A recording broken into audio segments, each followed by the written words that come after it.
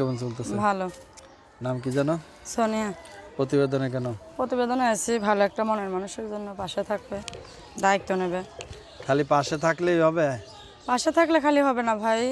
মানুষ বলে যে সুখে আসে, আমি সুখে আসি নাই, আমি আছি দুঃখে। আমার মনে অনেক কষ্ট। কিসের দুঃখ? কত দুঃখ, বাড়িতে অভাব অনটন, একটা মেশিন নাই, পরের বাসা কাম করলে যা হয় সেই দুঃখটা হয়েছে আমার। তার জন্য একটা ভালো মনের মানুষ চাই। সে বয়স্কই হোক আর জোয়ানি হোক, কোনো সমস্যা নাই।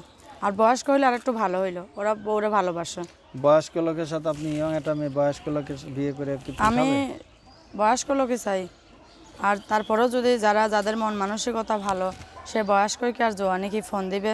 যদি আমার কথায় বনে, সে যদি আমার কথা মতো হয় আর তার কথা মতো যদি আমি হই, সে অবশ্যই বিয়ে শাদী করবে, আমিও তার বিয়ে শাদী করবো।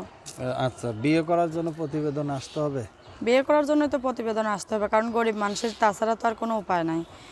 এই বিয়ের প্রতিবেদনে যে আসবো না, তার কারণ যৌতুক চায়।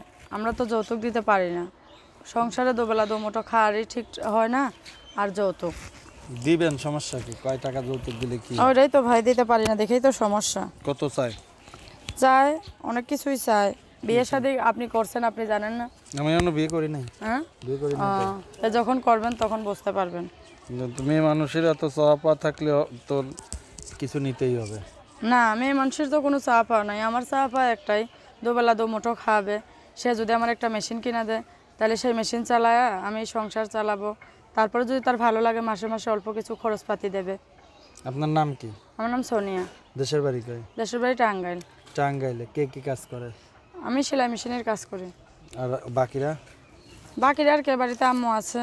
আম্মু বাসায় কাজকর্ম করে, আমার মনে করো কাজ এনে দিলে ওইগুলাই কাজকর্ম করে, রান্নাবান্না করে।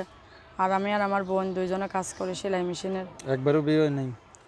একবারও কি? বিয়েই তো হয় না। বিয়ে হইলে কি আর প্রতিবেদনে আসে? তাও তো ঠিক। তাইলে শ্বশুর বাড়ি থেকে কি কেউ কবে যে প্রতিবেদন করো? যুবকদের কি বলার আছে? বিদায় নেওয়ার পূর্বে দর্শকদের একটা কথাই বলি ভাই, হাতের 5টা আঙুল সমান না, সবাই এক না। আমি মনে করেন অনেক কষ্ট করে প্রতিবেদনে আসছি, এইটাই বললাম।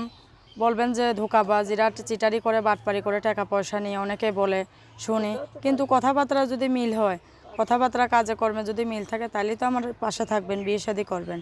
তার জন্য বললাম, ফোন দিবেন, আমার সাথে কথা বলবেন, যদি কথায় বুনে তাহলে আমার পাশে থাকেন।